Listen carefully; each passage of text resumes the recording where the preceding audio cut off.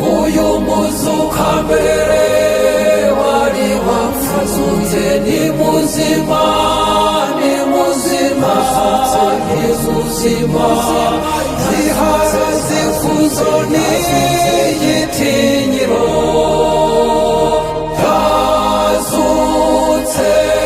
turacyari kumwe ni muzima ni muzima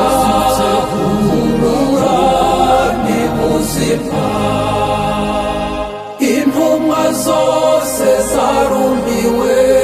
ndetse Tomasi warahakana akababwira ko ibyo bavuga ari amateshwa uyu muzuka mbere wari wapfazutse ni muzima ni muzima ni muzima zihagaze kuzo n'igitinyiro yazutse turacyari kumwe ni muzima ni muzima ni muzima hahirwa abemera batabonye uwo Tomasi yaje kwemera abonye ibikomere bikaze bya Yesu Kristu.